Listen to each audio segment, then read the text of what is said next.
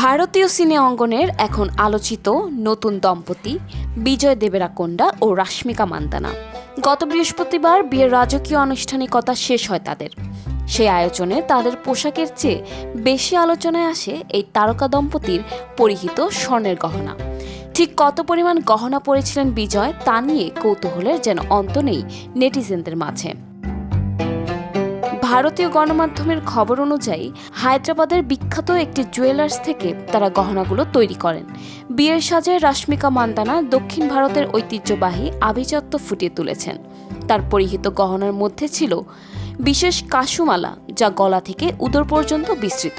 এই হারের প্রধান লকেটে দেবী লক্ষ্মীর প্রতিকৃতি এবং অন্যান্য অংশে কলকার নকশা করা হয়েছে।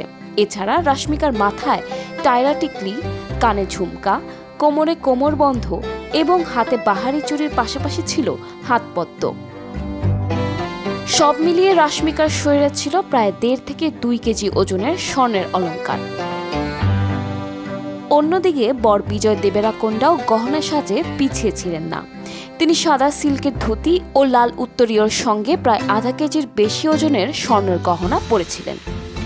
বিজয়ের হাতের কবজির গহনা অনেকটা বাহুবলী সিনেমার আদলে তৈরি করা হয়েছিল, যা সবার নজর কেড়েছে।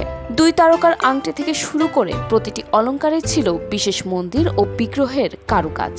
বর্তমানে স্বর্ণের উচ্চমূল্যের বাজারে এই বিশাল পরিমাণ গহনার জাঁকজমকপূর্ণ ব্যবহার নেটিজেনদের মাঝে এখন ব্যাপক আলোচনায়।